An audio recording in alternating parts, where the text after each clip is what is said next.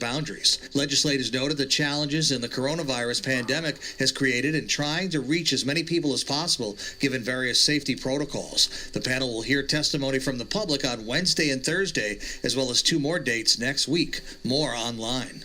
The $300 weekly unemployment supplement has now expired for Connecticut filers. The State Department of Labor is reminding people benefits under the Federal CARES Act expired on Saturday. Officials say the state has about 125,000 weekly filers, all of whom will be impacted. Another 11,000 claimants will have their benefits end when Connecticut triggers off the federal high extended benefits program on September 11th.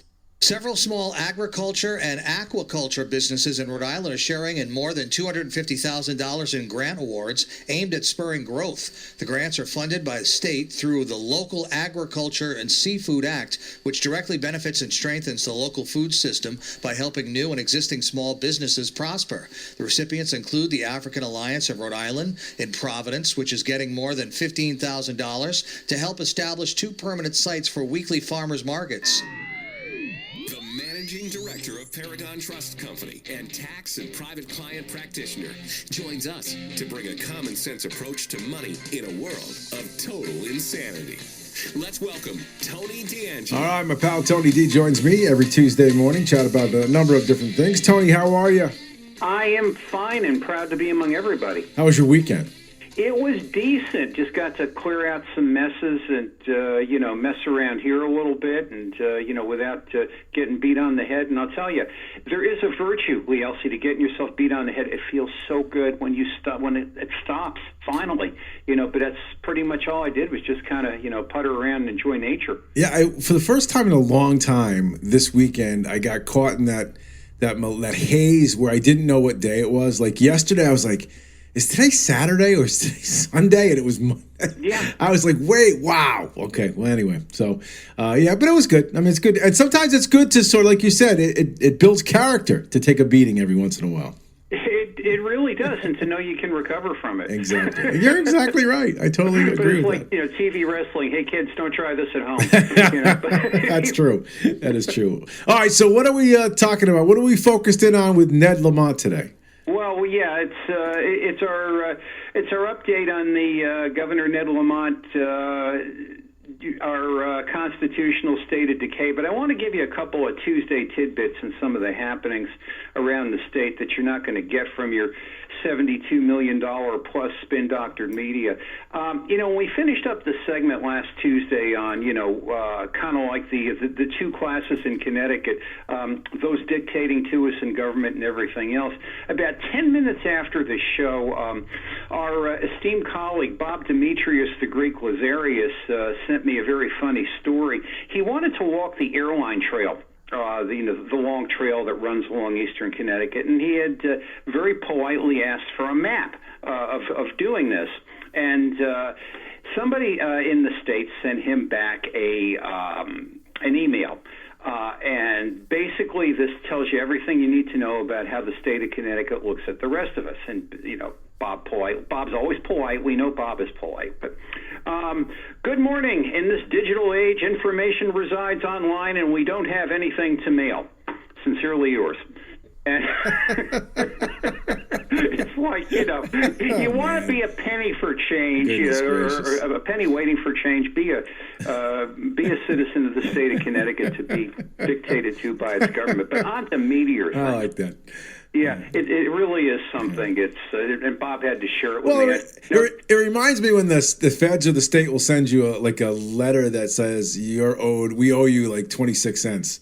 And then that's the first, or it's like they spend more money on the mail than actually the actual transaction would have cost. I don't know. Never mind. That's what it reminds me of. Positively true. But I said, Bob, you've given me a perfect opening for next Tuesday. But to get to some meteor things, things that your local media will never tell you.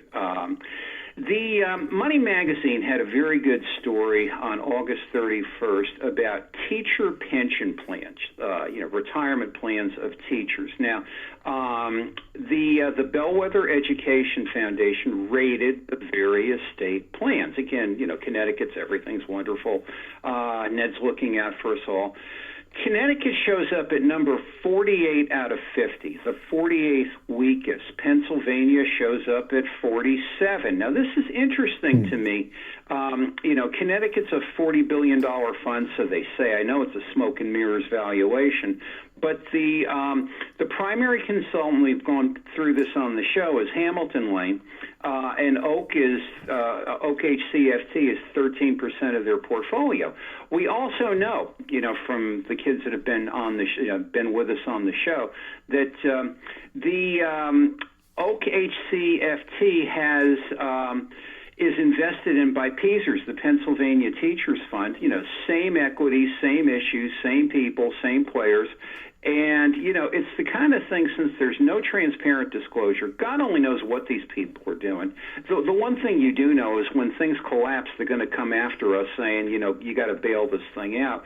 But it is so typical of what goes on. It's like, we get one story of what's happening or whatever the daily distractions might be, and then you get what's really happening in the state. And frankly, Lee Elci, it gets a little bit irritating. This is what you have to do. You got to dig your brains out to find out what's really happening. I say though, it feels like you're getting traction now because you were the first on this. There's no question in my mind you were the first in Connecticut to bring these kinds of activities up. But as I follow your Twitter feed, people are either posting you or reposting some of the things that you've already said. I feel like there's a little bit of movement here now, Tony. Do you feel the same way? Well, and I think it's engendered in frustration and the fact that, there really is not any one place any person could go to. And all I'm really saying is provide fact.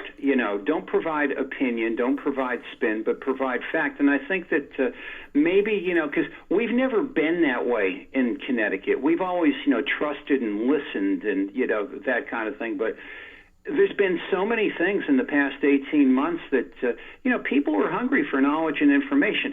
I just happen to be the guy providing some of it. But yes, I've met some great people there along the way. Right. No, but I just noticed here recently some of the things that you have been saying have either been posted by a completely different entity, reposted from someplace else.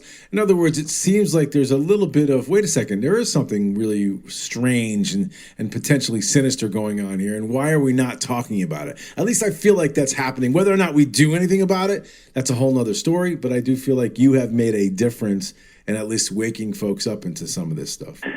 All I can do is tell the truth because I really just don't want to see innocent people hurt. Right. And this is just, going on. But thank you, and I have met some great people along the way that have encouraged me. But another happening, CRT?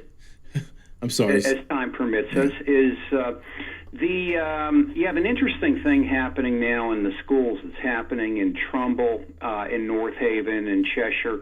And it's the whole debate about critical race theory. Now, when you pick up a Connecticut news source on critical race theory, it's normally critical of the parents that are criticizing critical race theory. But I want us to follow the ball here as to what's actually happening. Now, the curriculum of critical race theory, it started in House Bill 7082, if you're keeping score at home.